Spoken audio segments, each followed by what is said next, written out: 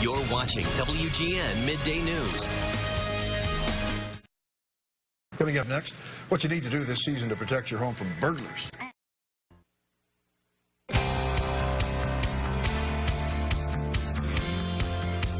Today we're getting tips on how to protect your house from holiday thefts. Alan Young is the CEO of Armor Concepts. Alan, thanks for coming in.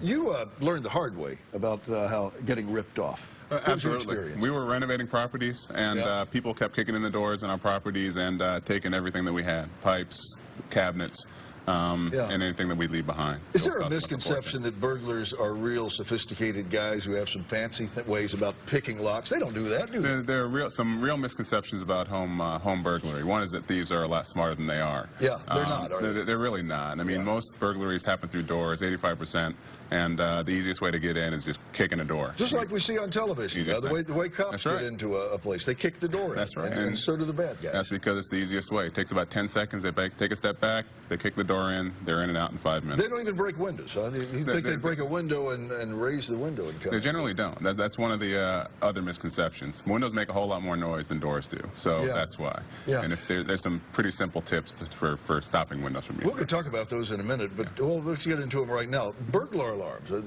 they work, don't they? You know, one of the things I try to get people to understand is to understand the difference between detection and prevention. A burglar alarm does nothing to stop someone from coming into your house. A burglar alarm tells you that someone is already inside of your house. Yeah. A thief is going to be in about 5 minutes. A burglar alarm, the typical police response time is a little more than 20 minutes. So thieves are in and out long before the police get there. And isn't it true? It used to be that they were in there to steal something like a television or some large item. They don't do that anymore. They're looking for jewelry, right? Small things they can throw in a bag and just get out and walk away, right? Exactly. The MO for most thieves is they're going to kick in your door, they're going to run in, they're going to go to your bedroom, they're going to find your jewelry, any money that they can find in your bedroom.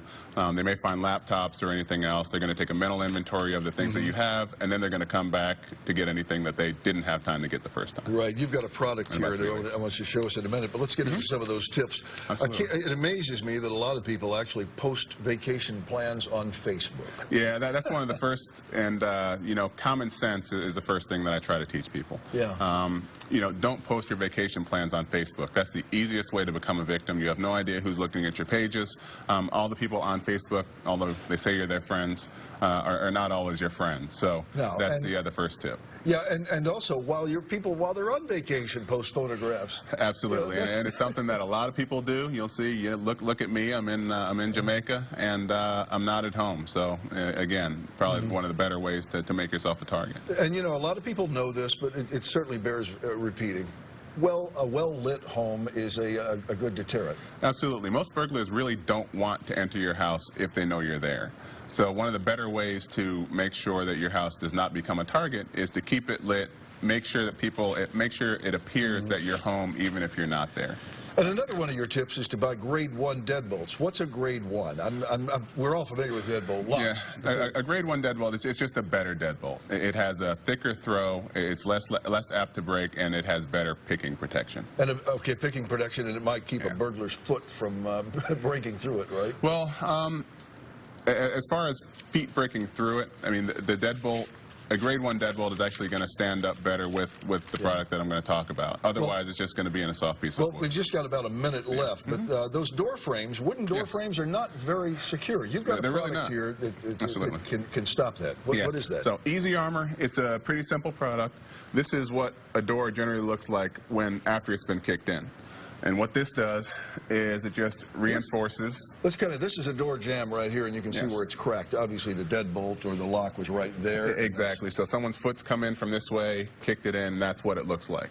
So generally, you have a really expensive repair. What Easy Armor does is it just goes over this area, and it's made of steel. So if you use it beforehand, the door's not going to get kicked in the first place, so it's going to protect it. And if you use it after the fact, you can use it as a repair, so you don't have to go out and buy a new door. So if you want a bad guy's foot from not penetrating that door, you got to have metal. Right? Absolutely. The other important things, you know, the other pieces that we have here, these are what we call door shields. It's really important if you protect this part of the door and you don't protect the actual door itself where the locks go. The deadbolt's going to split the door in half. Okay. And they're going to get in. And then these actually reinforce the hinges. Because you don't want a weak link in there. You don't want a weak link. You have to protect all the weak points on the door. All right. Exactly. Alan Young, thank you so much for joining us. If you want to learn more, you can check out armorconcepts.com for a link, or if you missed anything, you can re-watch this segment at WGNTV.com/midday.